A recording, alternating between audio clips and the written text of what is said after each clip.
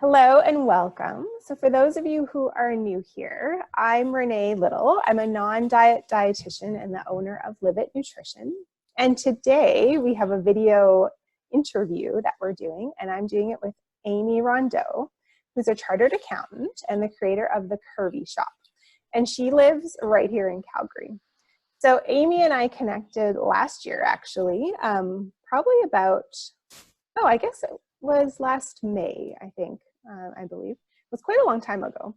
When she was venturing into the ATB crowdfunding campaign to start her business. And so Aymie and I share some common views on advocacy for health at every size.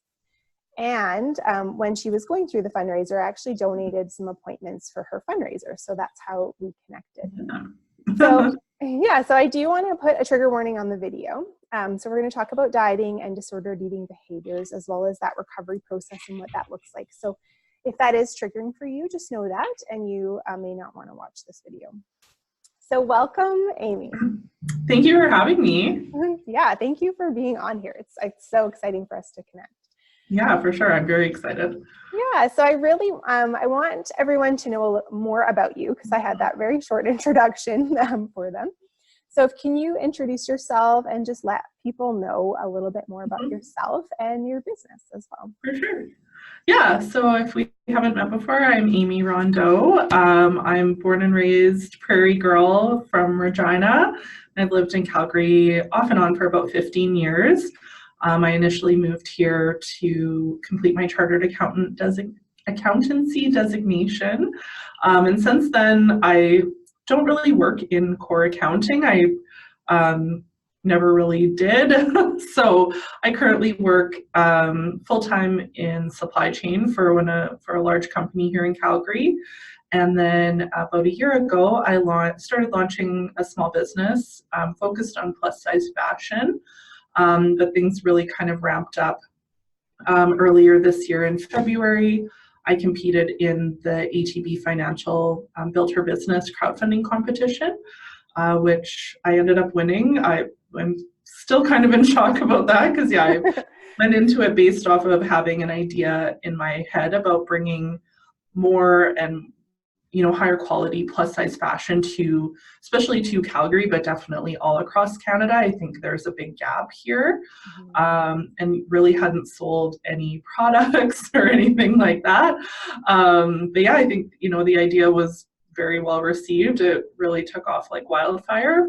And so yeah, through some kind of, incorporating, rebranding, dealing with all, legal things, my website went live in June.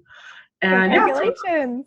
Thank you. Yeah, it's been an exciting last several months. So yeah, the website it's essentially like a curated collection of plus size fashion that you can get from a variety of different brands, but kind of take some of the guesswork out of, going to various websites, knowing like, is this good quality or things like that. These are all products that I have personally vetted and I'm personally recommending. And yeah, that's where we are today. Amazing. Nice. Well, thank you for that introduction. So just to tell everybody a little bit more about why we're here today. So if you're following me, you know that I provide nutrition for female entrepreneurs. And so I want to know you to know Aymie's story because it's so inspiring. And for me, I really want her to inspire other female entrepreneurs as well. So that's kind of a little bit about the why we're doing this and why we're coming together. Plus, I really want people to know, Aymie, for you, people to know about your business because I think it's so amazing. And it's such a needed business in not just Calgary, but I think all across the world, to be honest. Have a really inclusive size clothing. For sure. That's awesome. Thank you. I so appreciate your support with everything. And yeah, just there is an amazing community out there of people that are more, health at every size focused and, advocates for the plus size community. And yeah, we're there. We're strong but mighty. Exactly. Absolutely. Yeah. Yeah. So thank you so much for introducing yourself. So I would love for you to share a little bit about what we've chatted about in the past. So about Yeah. your kind of dieting and disordered eating past, and then how you overcame that and how now things look so different for you. Yeah, for sure. So I've always been I'll say a bigger girl.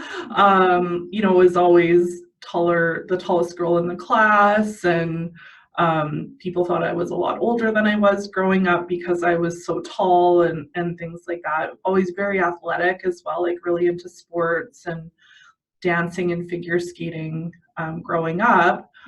I would say I was thinking about this. I don't really remember like struggling with my weight growing up, and sometimes I'm surprised about because I was a very competitive dancer, but I don't think I got the brunt of like some of the body image stuff. I remember dancing with girls who I fully believe had eating disorders. They would come into the change room and brag about like, oh, all I ate today was a box of raisins and things like that. And we're talking about, like 12-year-old girls, right? And so I'm very fortunate that never really stuck with me.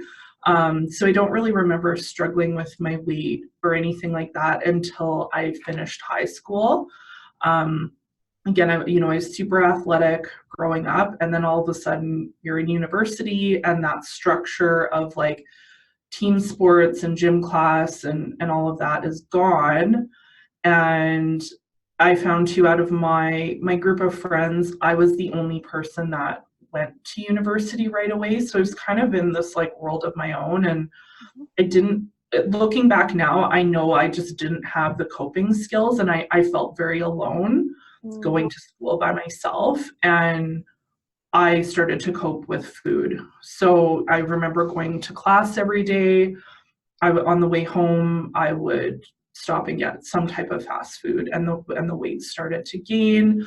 That's when I started getting comments, from my family about, you shouldn't be eating that. You need to watch your weight, blah, blah, blah. But again, I think I just didn't have the coping skills to say like that I'm struggling right now. This is different. I don't know what I'm doing, basically. Yep. So yeah, I just eat and eat and eat. So I think I went on my first diet. I would have been about 19, I think. That's when typical. that's when I first went to Weight Watchers, and I grew up in a home where, Mom, if you watch this, I'm sorry, but I grew up with, my mom I remember her always being on a diet from the time my brother was born. He's 6 years younger than me. So there was always like Nutrisystem, Weight Watchers, South Beach diet. That was just always around. And so now I was going to Weight Watchers with my mom, and that it became like a bonding thing for us. And I think I felt more accepted when I was losing weight. And then from there, so, the typical story, the first diet, it was successful, but I remember even like, that's when the cravings started. Right. I overcompensate with things like using laxatives before weigh-in day. And again, like this is pre-internet, really. Right. Like I don't know how I figured this out. Yeah, innovative, I guess, as a Facebook or Instagram and things like that. But so yeah, and then from there, it really just I continued to yo-yo throughout my 20s and 30s. I guess even into my 30s. And looking back again, I know anytime I went through a major life change, I would start to cope with food. So the first time I moved to Calgary for a work term, I gained a lot of weight. I moved overseas for a couple of years. Again, now I'm alone again. I'm coping with food. Right. So again, it just got to this like yo-yo back and forth, overcompensating with exercise, doing really, I would say like extreme exercise, cleanses, fasts, like anything that I could get my hands on to lose weight and keep my body in straight sized clothing. Right. I was always at the top end of straight sized clothing, and I was so afraid of having to wear plus size clothing. Like Interesting. you could not have insulted me anymore by suggesting like, oh, maybe you should try something on in this section of the department store. Mm. And I And remember, clothing was so different then too than now. yeah, As oh, well. for sure. Yeah. Yeah. And I even find now, like, I don't buy a lot of clothing in a store. I tend to order most of it online. Just again, like I find the selection, it's really dowdy. Right. It just doesn't suit my body, my personality. I find the quality is usually lacking as well. So, Yeah. but yeah, I mean, that went on for, trying to think what year it was. It was maybe about 5 years ago. I started having thyroid issues. So I got sent home from work one day. I was having vertigo. And so I went to a walk-in clinic, and they said, oh, well, we'll send you for this test or that test. But the doctor noticed my neck was red and flushed, and she felt around and said, your neck is swollen. We're going to send you for an ultrasound. So they found that the right lobe of my thyroid was covered in nodules, like little cysts. And yeah, I ended up, this is almost 4 years ago, I had the right lobe of my thyroid removed. And I wasn't put on replacement hormones right away. So the next 6 months were kind of a living hell, actually. Yeah, I was so exhausted. I always struggled with energy levels. Like I was going to naturopaths and acupuncture and everything, just trying to figure out why am I so tired all the time. But given I was, restricting my food during the week, binging on the weekend, drinking quite heavily on the weekends as, in my 20s, and then exercising like crazy almost every day, it probably makes sense why I was exhausted. Absolutely. That's such a common symptom, to be honest. Yeah, people kind of, that I hear too, of they're so tired and depleted, and they're kind of seeking a diagnosis of that from other areas. Yeah, so that's super common. For sure. Yeah, so I've probably been put on every elimination diet under the sun. I've really cut out almost every food except lettuce. I've seen and heard it all, I think, over the last 20 years. But anyway, yeah, I found once I got my thyroid removed, I got like the diagnosis around managing the hypothyroidism was, again, like a very restricted diet with no, gluten, dairy, soy, sugar, like no nothing. Oh, wow. And was that from like a naturopath? That was from a naturopath. Yeah. And well, Dr. Google to like do a lot of like self-diagnosis, finding things on the internet and Pinterest and like again, like to your point, you're looking for an answer of like, how can I make this better? And yeah, just the amount of time and thousands of dollars of seeking out experts and you name it. And in the end, I never felt any different. Yeah, nothing worked, right? Because that wasn't what you needed. No, and it's like the amount of time of like, my food has to be perfect and I have to prepare it all myself. And what happens if I run out of time and I can't do my meal prep on a Sunday, or you're going for dinner with friends or to someone's house and now you're demanding special food or bringing absolutely. Like it gets to be very isolating. Did you feel as though you turned down some things too? Like, have you ever turned down going up? Yeah. Okay. Yeah, I definitely would, especially if I was doing a cleanse or a fast. Then yeah, I would completely cut everything and everyone out. So, no, I can't eat that. I can't do that. I can't participate. And yeah, after a while you kind of get sick of like having to explain yourself, and people always asking like, why are you bringing your own food? Why aren't you eating what everyone else is eating? And things like that. So yeah, so eventually things shifted for you though. yeah. And we chatted about that a bit too. So um, how, when was the time when that shifted for you? What was like, a lot of times our journeys are not like linear and direct, right? Like sometimes they're very all over the place, and there's never necessarily one like miraculous moment. But what did your path look like to deciding like this wasn't a healthy behavior and you wanted to change it? Yeah, so just over this past summer, I chose to end a long-term common law relationship. So I was living with my boyfriend for the last 5 years. And so he and I together would engage in a lot of dieting behaviors. Again, like always seeking that like magic bullet of like what's going to help us lose weight. Right. And can I name like specific? Of course. Yeah, go for it. Okay. Yeah. I said there's a trigger warning, so anybody who would be triggered would be watching it. Yeah, go for it. Yeah, don't watch this. do not watch this movie. But we had watched Fat, Sick, and Nearly Dead on Netflix. And we're like, this is the answer. Like, we're going to lose so much weight. We ran out. We bought a juicer. Like, I got all these recipe books. Like, we were fasting for a month. Oh, wow. Oh, That's yeah. like determination. Like, that is really intense. Yes. So wow.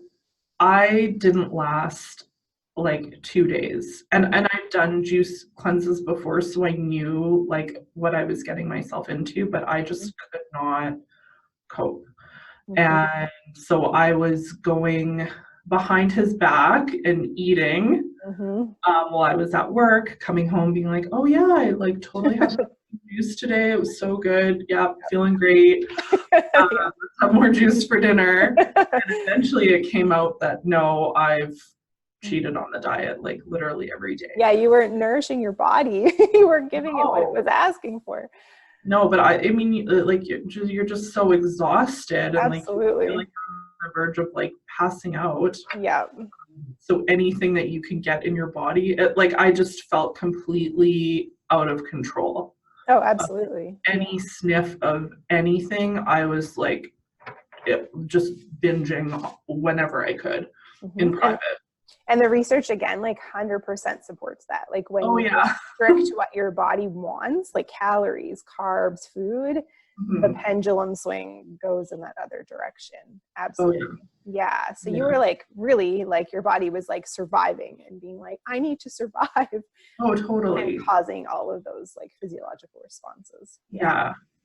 So, once it kind of came out, he had said, I think you have a problem with food. I think you have a food addiction and, you need help. And so at the time, like we had gone to a counselor together for various things. And sometimes I would go by myself. So we had kind of talked about this with the counselor and I said, yeah, like this is a problem for me. I've been doing this for 20 years now. Like this isn't working for me anymore. Yeah. And what resources do you have? This was at the Calgary Counseling Center. And she said, well, we have this group session. It's a 10-week program called Overcoming Eating Disorders. So it's like, great, I want to go into this. So I went into the program last summer and went through the 10-week program. And yeah, it's kind of funny because I don't like, you hear it on like podcasts or in groups or things like that where people start learning about body positivity and health at every size and like the light bulb just goes off. Absolutely. Yeah. And I started listening to, they had introduced us to the Food Psych podcast. Yeah, Christy So Harrison. I like binged on that like every day at my desk in my car. And I was, oh my God, like you could be interviewing me. Like people were telling their stories and I was like, I've been through this. It just clicked for me. It's such a good podcast. so good. Yeah. And I'd be Yeah. like in tears of like, I can't believe I've wasted 20 years of my life. Absolutely. Am I allowed to swear? Yes, Like, of course.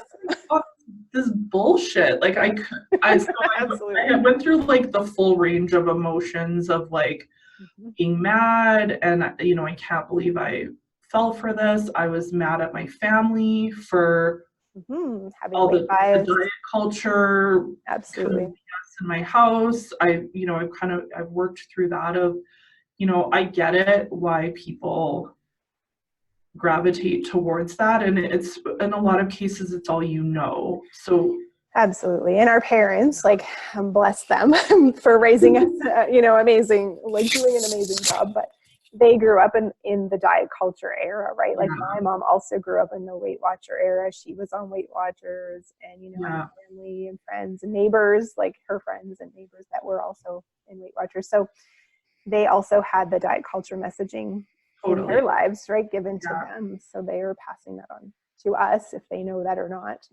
thinking that they were maybe being helpful or healthy, yeah, but not. Yeah. totally, yeah. So yeah, finished the 10-week. Oh, sorry, my lights in here. um Gonna shut my off. I finished the 10-week program, and yeah, my mindset just completely shifted, and doing a lot of work around, I'm not going to weigh myself anymore. I'm not going to follow any kind of a specific diet. Um, I don't want to really I'm not going to talk about weight or diets with people. I don't care what you weigh.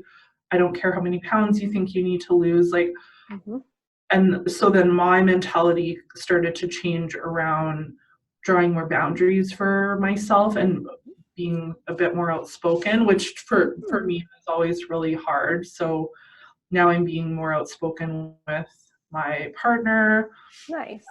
with my family of like, hey, I'm coming to visit. Like, these are things that I'm not willing to discuss, and I want you to know like about this program and the work I've been doing, and things like that. So it's taken work Of course. Yes, for definitely. sure. There's definitely been some fights about it. Yeah, I think some people understand right away and they respect the boundary, and there's other people that don't, and it's like, what do you mean you're not on keto? Like, Yep. Absolutely. you don't Everyone's want to on hear keto, about my keto diet and right? Yeah. all this stuff. So yeah, it's uncomfortable for sure.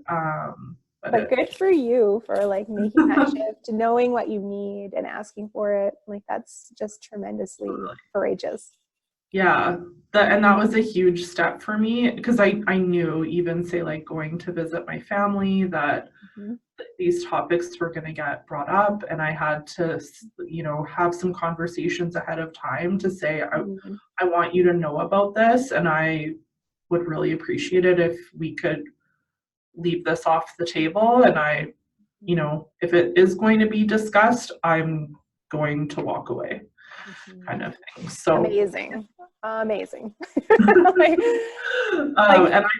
I definitely did have to. That I was like, you're on a 3 strikes, you're out, and Yeah. remind you 3 times, and you keep doing it, I'm just getting up and walking away from the conversation. And yeah, people, like, again, it's so different to people. You're like from another planet now. They don't understand like what you're talking about. Yeah, So I think it's normal, right? And to them it is, if they haven't made that culture shift yet. Yeah. So now you're inadvertently like educating them along the way by setting your own boundaries. Yeah. well, and it can be quite, I find it isolating too, because that was one way that I bonded with people, with with friends, with my family, with things like that, especially with my mom. And now all of a sudden I was like, what am I going to talk to people about? But Right. there's lots of other things to talk about. There is.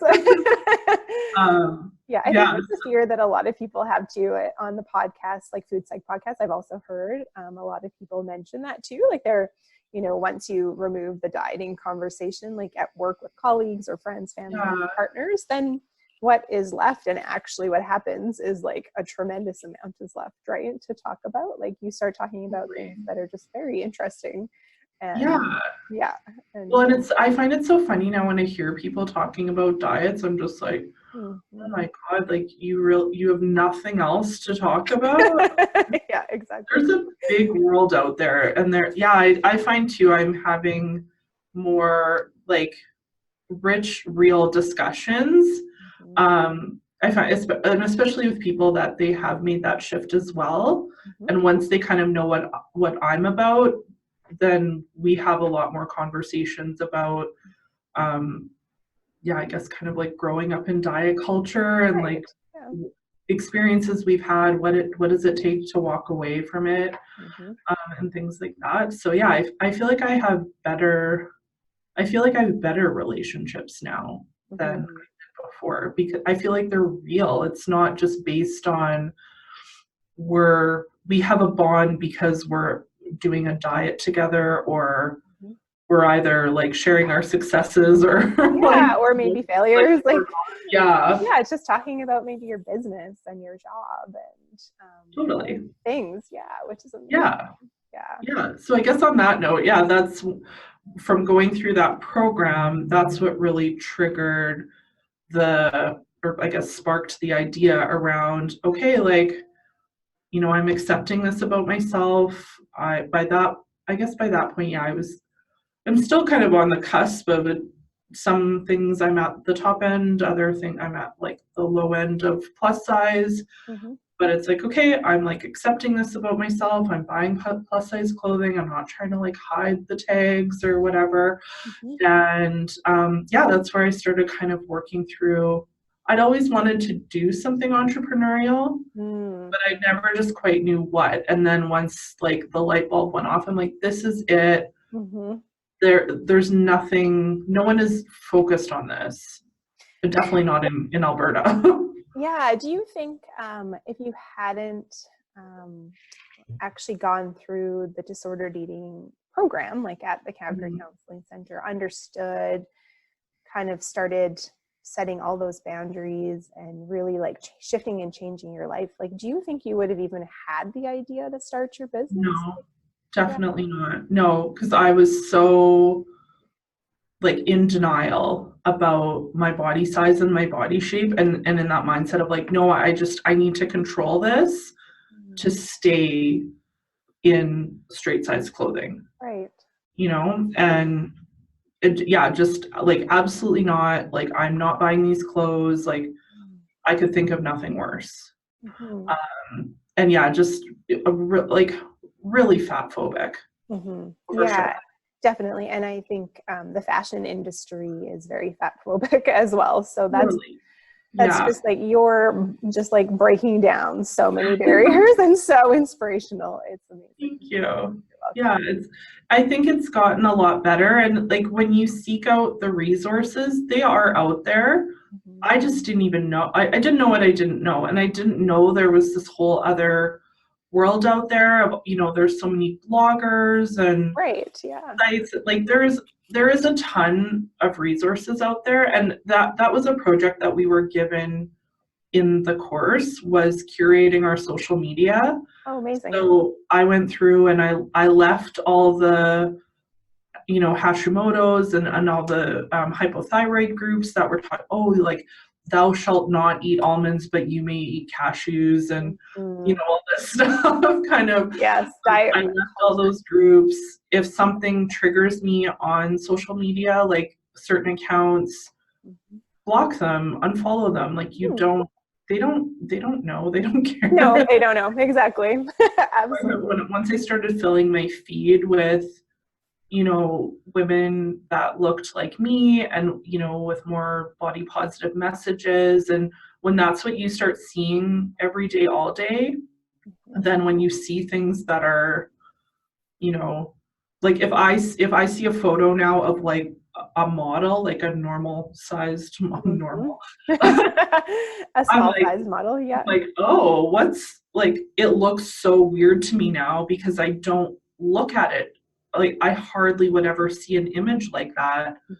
So then when I do, and I'm like, oh, like what's wrong with that person kind of thing. And it's, I've done yeah. the same thing. Yeah. Like it's something that even through the intuitive eating certification process, like I have also like looked at what images that I look at, because there's good research to show that like if you continue to look at those messages and those images of women and men, whoever, that don't look like you or look like a variety of people, so diverse Yeah. in size and culture and perspective, you know, in terms of, yeah, then you're always going to think of the ideal body as the diet culture body, which is Totally. not who we are. Like, Yeah. yeah, the Yeah. And majority I of mean, it. I shouldn't go like, oh, like there's something wrong with you. There Yeah, are of definitely people that there's a range, right? Like course. there's people that naturally are in a smaller sized body. Yep. There's the bell curve, right? Mm-hmm. But then you also have to question, like, what's the stat? Like Mm-hmm. 75% of people have like issues around food and body. So, 3 out of every 4 people you meet are probably doing disordered things to stay in a smaller body. So I guess I kind of look at it with that lens of, not like I'm going around assuming like everyone Of course, yes. has an eating disorder, but when you're seeing those images from, more so from the fashion industry, Mm-hmm. that's kind of the lens I look at it, that this person may not be that way naturally. And if they eat more intuitively, they may or may not continue to look that way. Mm-hmm. And I think that's a really good point that I also kind of question more now than I've ever questioned before, which is, you know, when you see images of people selling things, clothing and items, and Yeah. they're in a really, really small body, it's like worthwhile questioning, like, you know, is this from a space of disordered eating, and also like the expectation to maintain that image, and are they able to do what they can and sell what they can because they're in that body size. And so it just Yeah. sort of opens up a lot more conversation and thought, other than taking it for just face value and being like, oh, that is what I'm supposed to look like. It's like, well, actually, maybe they do have a disordered eating behavior past, or they have an eating disorder that's undiagnosed or they're not talking about. And it's okay to have that question, like, for sure, because I think a lot of us have been in diet culture and not even known that we were, right? Yeah. Like most of us have that kind of awakening. It's like, oh, wow, Yeah. that's my past now, which is fantastic. But at the point I was in it, I didn't necessarily know it. So Totally. yeah. Yeah, for sure. Yeah, so thank you so much for talking about that. I have one other thing I wanted for you to tell everybody before we leave, and it's in your business and being a woman, female entrepreneur. What advice would you have for other entrepreneurs that you would want to give them? I would say, don't let your size hold you back from going after what you want. And that I think for myself, I was always operating from that place of fear that, if I don't shrink my body size, if I don't fit this picture, then I'm not going to go anywhere in life, in relationships, in my career, things like that, where I found over the last year, like I feel like I've achieved more in the last year from like walking away from diet culture. Oh God, now I'm gonna start crying. Tears are Yeah. allowed. And like at the end of the day, like it didn't matter one bit what my clothing size was. I don't think anyone actually really cares.